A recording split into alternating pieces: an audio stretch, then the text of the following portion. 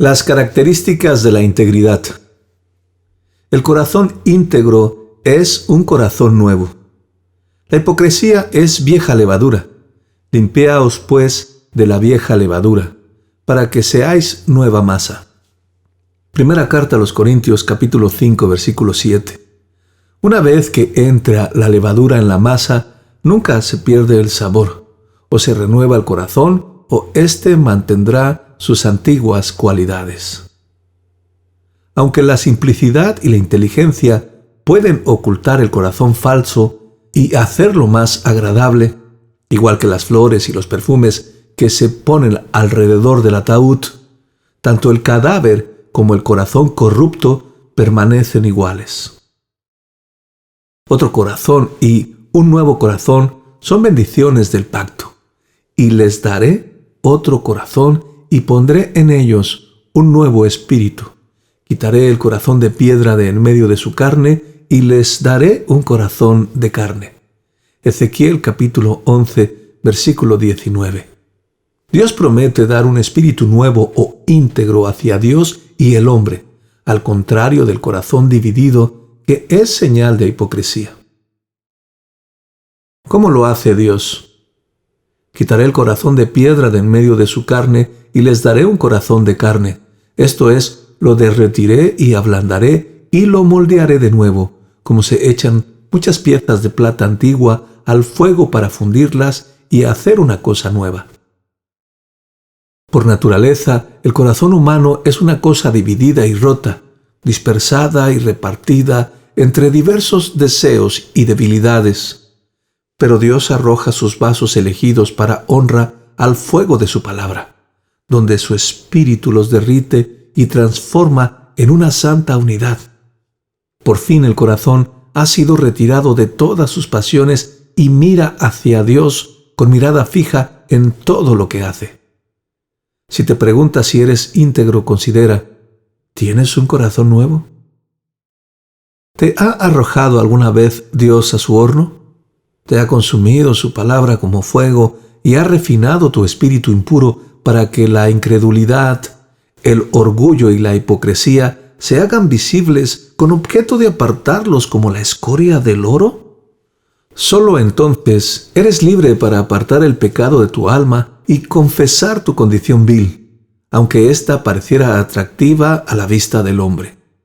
¿Te entristece recordar la apariencia religiosa que ofrecías a la comunidad en nombre de Cristo, mientras en privado mantenías un vicio en las cámaras cerradas de tu corazón? Pero aún más importante, aparte de entristecerte por tus sentimientos divididos, ¿te decides también de corazón a temer en el nombre de Dios? ¿Tienes el solo designio de amar a Cristo y ser amado por Él? Si el gran poder del Espíritu de Dios ha renovado tu corazón y reunido tus sentimientos en este canal único, haciendo que corras tras Él con dulce empeño, eres grandemente bendecido. Las montañas y las rocas de corrupción pueden surgir en tu arroyo para estorbar el libre curso de tu alma en su fluir con Dios. Pero aún con estos bloqueos y revueltas que cortan el camino más directo hacia Él, la integridad como agua hacia el mar nunca volverá atrás hasta llevarte con Él. Corazón íntegro, corazón sencillo. El hipócrita es cría de la serpiente, e igual que ella se encoge o alarga para tener ventaja, sin estar dispuesto a exponerse ante los demás. Tiene buenas razones, porque cuenta con mayor credibilidad donde menos se le conoce. Los hipócritas se esconden de Yahweh, encubriendo el consejo, y sus obras están en tinieblas y dicen, ¿quién nos ve y quién nos conoce? Isaías capítulo 29, versículo 15. Sus palabras piadosas y los motivos malvados de su corazón están a gran distancia. Sin embargo, el corazón íntegro es como un arroyo claro. Se ve el fondo de las intenciones de la persona en sus palabras y se mide el corazón por la lengua. Pero el que inventó el refrán «habla y te darás a conocer» no pensaba en el hipócrita, que habla para que no lo conozcamos, porque envuelve su engaño en las nieblas más espesas posible, la vanidad religiosa y la profesión de piedad. Si buscas integridad, busca un corazón franco. Pablo y los otros fieles mensajeros de Cristo se comportaban entre los corintios con sencillez y sinceridad de Dios. Segunda carta a los Corintios, capítulo 2, versículo 12. No tenían un comportamiento secreto para esconder ciertos hechos, como hacían los falsos profetas. Esta sencillez de corazón se demuestra de 3 maneras. El corazón íntegro es franco consigo mismo. Primero, el corazón íntegro se investiga a sí mismo con determinación y poder. No se contenta con excusas como la que dio Raquel a Labán, sentada sobre sus ídolos. David se negó a rendirse hasta descubrir que quien perturbaba su paz era él mismo. No fue tan tierno y protector de su propia reputación como para pasar la mano, sino que atacó al ladrón y acusó a su pecado, confesándolo hasta justificar a Dios. Enfermedad mía es esta, traeré pues a la memoria los años de la diestra del Altísimo. Salmos capítulo 77, versículo 10. Como si dijera, Señor, ahora veo al Jonás que creó la tempestad de mi corazón y me intranquilizo todo este tiempo. Era la incredulidad que me cargaba y no dejaba que mirara hacia arriba para recordar las bendiciones antiguas, y al olvidarlas pensaba mal de ti. ¿Eres parecido a David al escudriñar tu alma? ¿Lo haces en serio, como si buscaras a un asesino escondido en tu casa? ¿O bien evitas hurgar demasiado, intentando pasar por alto aquello que no quieres encontrar? David no se contentaba con su propio testimonio, sino que dependía de Dios para declarar su alma pura o impura. Examíname, oh Dios, y conoce mi corazón. Pruébame y reconoce mis pensamientos, y ve si hay en mí camino de perversidad, y guíame en el camino eterno. Salmos capítulo 139, versículo 23. Ni siquiera un médico depende de su propio juicio para su salud personal, sino que acude a otro. Igualmente, después de que el creyente íntegro haya orado y abierto su corazón ante Dios, está dispuesto a oír lo que Él le diga. Esta es la clase de creyentes que se somete de buen grado al ministerio profundo que desnuda su conciencia y expone su corazón. Es como la samaritana que alabó el sermón y al Cristo que le predicó, porque le dijo todo lo que ella había hecho. Por otra parte, el engañador no le gusta oír con los 2 oídos. Acusa al predicador de meterse en asuntos privados cuando se acerca a su conciencia, y si pudiera, insistiría en que el ministro de Dios abandonase enseguida su puesto. Juan el Bautista puso el dedo en la llaga de Herodes, pero aunque el rey temía las palabras, no amaba al hombre, y fue persuadido para cortar la cabeza cuya lengua tenía el valor de reprender su pecado. Además de examinarse con diligencia, al enfrentarse con las pruebas claras, el corazón íntegro está dispuesto a juzgarse.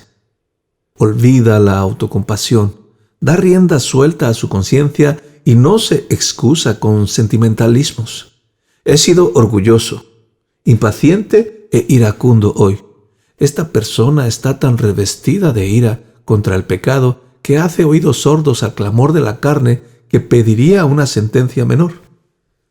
David confesó, pequé contra Yahweh.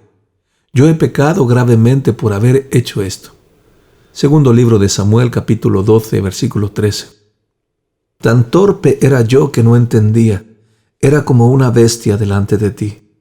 Salmos capítulo 73, versículo 22. El corazón íntegro es franco con Dios. El hipócrita juega con sus oraciones para pedirle a Dios algo que ni siquiera desea, y, por tanto, no le molesta en absoluto no obtener respuesta. A veces el cristiano pide mayor santidad, pero la corrupción no se desvanece ni crece la virtud. Aquí es donde se demuestra la hipocresía o la integridad. Si eres íntegro, cada minuto será 1 hora, cada día 1 año, hasta tener noticias del cielo. La esperanza que se demora es tormento del corazón. Proverbios capítulo 13, versículo 12. Ana le dijo a Elí, Yo soy una mujer atribulada de espíritu. Primer libro de Samuel, capítulo 1, versículo 15. Llevaba años orando, pero Dios no le había respondido. Así uno puede decir, mi alma está amargada, porque he pedido un corazón tierno y creyente, pero este no ha llegado. Tal vez no he sido íntegro. ¿Por qué, si no, ha tardado tanto la respuesta? Tal persona está ansiosa, como un mercader que espera la llegada a puerto de un barco ricamente cargado. No puede dormir hasta verlo venir a tierra. Pero si oras una vez y luego te olvidas, como el niño que garabatea en un papel para luego romperlo, o si aceptas la negativa de Dios con la insensibilidad del pretendiente frío que no tiene noticias de la novia a quien no ama realmente, es que en ti reina un corazón falso. Ten la esperanza de que Dios no haya decidido responder al deseo secreto de tu corazón, porque si ocurre, te perderás para siempre. Otra señal del corazón falso es que se queda indiferente y observa la obra de Dios como aquel hombre cuyo carro cayó por un barranco. Pidió socorro sin querer arrimar su hombro a la rueda. El hipócrita está tan devorado por la cobardía y la atrofia espiritual que no da un segundo paso hacia la victoria. El alma íntegra es concienzuda. Levantemos nuestros corazones y manos a Dios en los cielos. Lamentaciones capítulo 3, versículo 41. La lengua del hipócrita se menea, pero los pies del cristiano íntegro andan y sus manos trabajan siempre hacia su meta. El alma íntegra demuestra su sencillez ante los hombres. Pablo dice en la segunda carta que escribe a los Corintios, con sencillez y sinceridad de Dios, no con sabiduría humana, nos hemos conducido. Segunda carta a los Corintios capítulo 1, versículo 12. El cristiano no sujeta su corazón a su cabeza, esto es, su conciencia a su filosofía, ya que se entrega a Dios, no teme a otras personas, tampoco se arriesga a anular su conciencia para conservar su pellejo, sino que confía abiertamente en Dios, pase lo que pase. Sin embargo, el hipócrita cambia sus velas e iza cualquier pabellón que el mundo le ponga delante. Si no hay inconveniente, parecerá tan religioso como el que más. Pero en cuanto vea venir un problema, cambiará de rumbo, pensando que el camino correcto es aquel que lleva a la seguridad. Pero el camino de los rectos se aparta del mal. Proverbios capítulo 16, versículo 17. El cristiano sincero es constante. La verdad que está en el corazón es una copia exacta de la verdad de la palabra de Dios. Concuerdan como la imagen del espejo corresponde al rostro de aquel que se contempla en él. Por tanto, si la verdad de la palabra es armoniosa, entonces la verdad del corazón, que no es más que el reflejo de ella, también lo será. Hay una unidad triple en la obediencia del cristiano íntegro. Es uniforme en cuanto al objeto, en cuanto al sujeto y en cuanto a las diversas circunstancias que condicionan su obediencia. El cristiano sincero es constante en cuanto a su objeto. El hipócrita puede aceptar la ley de Dios en un punto, en cierto mandamiento que le agrade, pasando por alto lo demás, pero el corazón íntegro sigue de cerca toda la ley en deseo y acción. El pie del justo se dice que está sobre tierra firme. Salmos capítulo 26, versículo 12. Es sensible a toda la voluntad de Dios, pero según Salomón, las piernas del cojo penden inútiles. Proverbios capítulo 26, versículo 7. Y no pueden estar bien plantadas porque una pierna es más larga que la otra. Los fariseos pretendían tener un gran celo por algunos mandamientos. Ayunaban y oraban, sí, pero oraban por la recompensa. Ayunaban todo el día, pero luego devoraban los bienes de las viudas. Triste ayuno el que solo abre un apetito insaciable por la propiedad de otros en el nombre de la devoción. Por otro lado, el moralista es puntual en su trato con el hombre, pero es un ladrón en su respuesta a Dios. No robaría ni un céntimo de su vecino, pero no titubea en engañar al Señor en asuntos mucho mayores. Debe a Dios amor, temor y fe, pero no le perturba su conciencia al no pagarle nada. Es bíblico describir a un creyente por la virtud especial que fluye de su vida. A veces su carácter es que teme el juramento. Eclesiastés capítulo 9, versículo 2. Otras se trata de alguien que ama a los hermanos. Primera carta de Juan capítulo 3, versículo 14. Es significativo porque allí donde se vive íntegramente una característica, el corazón se abre a otra. Dios ha dado todos sus mandamientos con la misma autoridad. Habló Dios todas estas palabras y por ello infunde todas las virtudes juntas y escribe toda la ley en los corazones de sus hijos. El cristiano íntegro es constante en cuanto al sujeto. El hombre íntegro, renovado en su espíritu, se mueve en una dirección. Todo poder y facultad de su alma se unen y disfrutan de la armonía. Cuando el entendimiento descubre una verdad, la conciencia ejerce su autoridad sobre la voluntad y la manda a actuar en el nombre de Dios. En cuanto la conciencia llama a la puerta, la voluntad abre. Entonces los sentimientos, como los siervos fieles, la tratan como a una invitada y expresan su disposición de servirla. Pero no es así para el hipócrita. Su voluntad, conciencia y sentimientos luchan entre sí. Cuando hay luz en el entendimiento, el hombre reconoce la verdad, pero a menudo soborna a la conciencia y ésta deja de castigar a la voluntad para su negligencia. Normalmente la conciencia no estimulará al alma a dejar pasar la verdad, pero aun cuando la conciencia se abra camino por la fuerza para rogar por su causa, es una invitada tan mal acogida que se le brindan negativas y mala cara, como la esposa contrariada que hace la vida imposible a su marido cuando trae a casa a alguien que no le gusta. Aún peor, que esconde su resentimiento secreto y entretiene fingidamente al invitado. El alma íntegra es constante en cuanto a las circunstancias de su andar santo y su obediencia.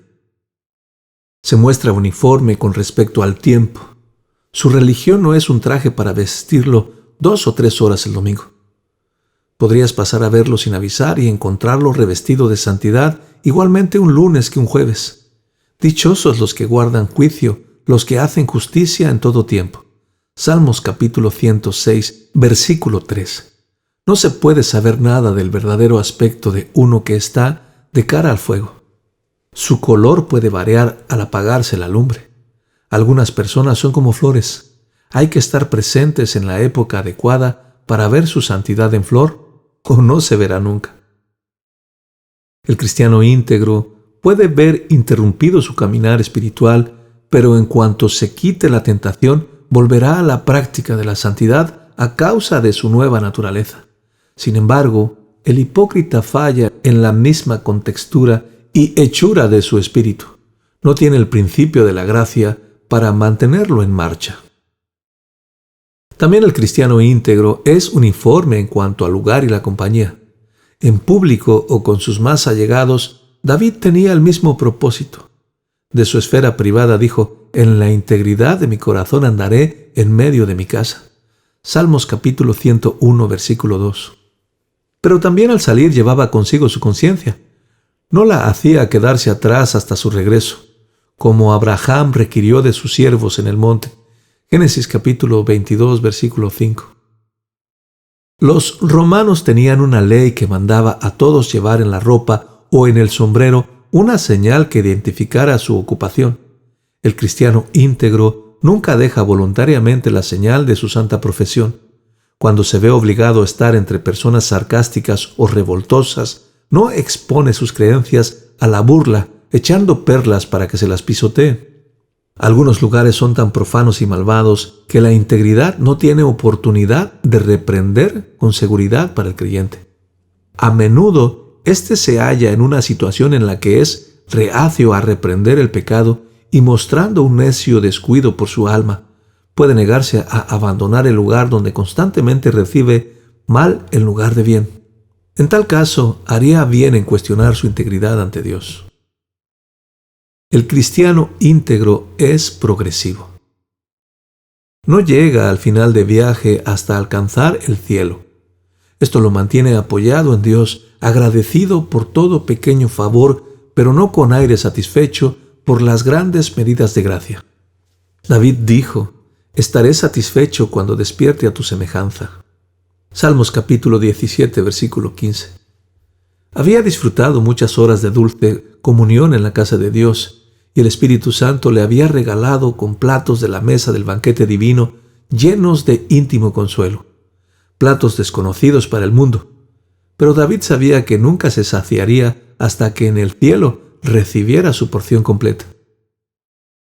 Cuando los galos probaron por primera vez los vinos de Italia, les impresionó tanto su dulzura que no solo desearon comerciar para obtener dichos vinos, sino que decidieron conquistar toda la tierra que daba esas uvas. Así al cristiano íntegro no le basta con recibir muestras de gracia y consuelo celestial en ocasiones especiales, negociando a distancia con Dios, sino que medita la manera de apropiarse de aquel lugar santo y bendito que es la fuente de esta riqueza, y anhela beber el vino del reino en el reino. Esta clase de meditación levanta el alma acercándola cada vez más al cielo. El que apunta al cielo dispara más alto que aquel otro que solo pone la mira en un árbol. Pablo dijo al respecto: «Prosigo a la meta, al premio del supremo llamamiento de Dios en Cristo Jesús». Filipenses capítulo 3, versículo 14. Otros admiraban los logros espirituales del apóstol y se habrían contentado con ellos. Pero Pablo quedaría muy insatisfecho de no haber escalado las alturas de la gracia divina. Admitía que no había alcanzado la meta de su carrera. El premio no se recibe a la mitad de la competición, sino al final de esta. Y Pablo corría a toda velocidad para acabarla. Solo el hipócrita se estafa a sí mismo con las cosas de Dios. Quiere únicamente lo suficiente para hablar de religión entre los religiosos. De otra forma, lo deja estar. Escoge bastantes buenas obras y asistencia a los cultos para hacerse ver y respetar, evitando los pecados socialmente inaceptables, pero no se molesta en proseguir hacia una comunión más profunda con el Dios Santo. Es como un comerciante irresponsable a quien no le importan mucho los beneficios, sino que se contenta con mantener abierta la tienda y conservarse fuera de la cárcel, aunque tenga 1000 asuntos comprometedores. Tú que escuchas, has visto el interior del corazón íntegro, y después de examinarte a la luz de estas características, tu conciencia informará de una de 3 maneras. O bien te condenará por hipócrita, o confirmará tu integridad, o te dejará en la ignorancia y la duda porque no te atreves a aceptar tu integridad. Instrucciones para los insinceros. Algunos habéis examinado vuestras conciencias y descubierto la condenación de la hipocresía. La evidencia es tan clara y contundente que tu conciencia no puede anular el veredicto. Si estas son las pautas de la integridad, tú eres hipócrita. Entonces te doy un consejo que te llevará de la esclavitud a la libertad. Reconoce la naturaleza mortal de tu insinceridad. No habrá cura hasta que hayas diagnosticado la deplorable enfermedad de la hipocresía. Un paciente dormido no puede tragar la medicina, y la naturaleza de su alma adormece el alma y vuelve la conciencia insensible por la imagen halagadora de la hipocresía. El hipócrita cumple con las formalidades religiosas que brotan en su engañado corazón como vapores placenteros que van desde el estómago hasta la cabeza, paralizando sus sentidos espirituales en una especie de atontamiento. Esas fantasías lo entretienen con vanas esperanzas y gozos falsos que se desvanecerán en cuanto vuelva en sí. Los soberbios fariseos, los hipócritas más famosos de su época, estaban tan dormidos en su confianza carnal que no temían ensalzarse ante el Dios Santo. Dios, te doy gracias porque no soy como los demás hombres, ni aun como este publicano. Lucas capítulo 18, versículo 11. Así que cuando Cristo trataba con esa generación soberbia, su normalmente apacible voz sonaría como un trueno. Cayeron sobre ellos tormentas terribles de juicio de la boca del dulce Salvador. ¡Ay de vosotros, escribas y fariseos hipócritas! Lucas capítulo 11, versículo 44. Pero ¿cuántos fariseos se despertaron y se convirtieron por el sermón de Jesús? Unos pocos, de forma que no pronunciamos incurable la enfermedad, pero muy pocos, por lo cual temblamos ante la idea de contagiarnos. Pedro aprendió del Maestro cómo tratar al hipócrita. Cuando habló con Simón el mago, enfermo avanzado de este mal, sus palabras profirieron juicio cortante. No tienes tú parte ni suerte en este asunto, porque tu corazón no es recto delante de Dios. Hechos capítulo 8, versículo 21. El Padre le había dado a Pedro un discernimiento de espíritus extraordinario para saber que el corazón falso de aquel hombre estaba sumido en hiel de amargura y en prisión de maldad. Lo único que lo hacía mejor que las almas condenadas en el infierno era que ellas estaban en el fuego y él, como un hato de leña atado y listo para quemar, no había llegado aún allí. Ellas estaban desahuciadas, pero él aún tenía la oportunidad de arrepentirse. Otro ejemplo de esta enfermedad espiritual maligna es la iglesia en la Odisea. El Espíritu de Dios la reprendió con fuerza y no dijo nada bueno de aquella congregación. Por tanto, como la había envanecido la levadura de la hipocresía. Todo lo que dé sueño es mortal para el perezoso. Todo lo tranquilizante es igual de malo para el hipócrita. Algunos dicen que la mejor cura para el letargo es convertirlo en fiebre. La mejor forma de tratar al hipócrita es sacudirle su falsa paz y sumirle en auténtica miseria. Empieza, pues, por aquí, reconociendo el peso de tu pecado y haciendo que tu alma clame por ello. Cuando el sacerdote del Antiguo Testamento declaraba leproso a alguno, éste debía rasgar su ropa, descubrirse la cabeza y embozado, ceremonia de todos los enlutados, clamar: «¡Inmundo, inmundo!». Levíticos capítulo 13, versículo 45. Tú también debes clamar por esta plaga del corazón, porque no eres digno de acercarte a Dios ni a su familia en tu estado actual. Si tu cuerpo tuviera una enfermedad tan repugnante que infectara el lugar donde te sientas, tu comida y tu copa, todos huirían de ti y te dejarían solo con tu dolor. Esto es lo que la hipocresía te ha hecho espiritualmente. Es una plaga más ofensiva para Dios que cualquier enfermedad contagiosa que haría a la gente cruzar la calle para evitarte.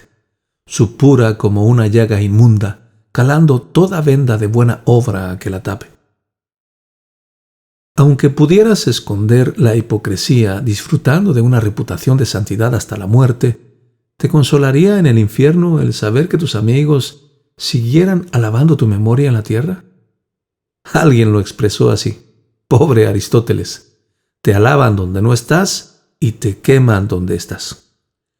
Poco consuelo será para aquel gran filósofo pagano ser admirado por eruditos que hayan exaltado su reputación en todas las épocas, si de hecho su intelecto, junto con su cuerpo, vive en la agonía del castigo eterno. Hipócrita, ¿vale la pena contarte entre los cristianos en la tierra justo antes de ser atormentado entre demonios en el infierno? Date cuenta de que no puedes curar tu propia hipocresía. La hipocresía es como una fístula. Parece poca cosa en la superficie, pero es una de las heridas más difíciles de curar por no poderse encontrar su fondo. Tu voluntad tal vez prometa nunca mentir ni volver a engañar más, pero es fácil dejarte embaucar por tus propias intenciones. El que confía en su propio corazón es necio. Proverbios capítulo 28, versículo 26. Muchos mueren por no querer pagar a un buen médico a tiempo. Cuidado con las resoluciones y la autorreforma. Solo Dios es capaz de curar el pecado. Si experimentas con tu corazón, en lugar de buscar la ayuda del cielo, puedes remendar una iniquidad abriendo dos pecados peores. Lleva tu hipocresía a Cristo. Su destreza y fidelidad te podrán curar. Si tienes que morir, muere a las puertas del Señor. Pero para tu consuelo, debes saber que nadie se ha caído nunca de su mano sanadora, y ningún caso es demasiado difícil para Él. Culpó a los hipócritas que estaban dispuestos a confiar en cualquier charlatán que ministrara en su propio nombre sin la autoridad divina, pero que no confesaban a aquel que había venido en el nombre del Padre. Quien culpó a los hipócritas por no acudir a Él, no puede airarse contigo si acudes. Él te está llamando. Cristo vino para sanar las almas enfermas. Los fariseos estaban tan engreídos que el Salvador decidió emplear el tiempo con quienes admitían su necesidad.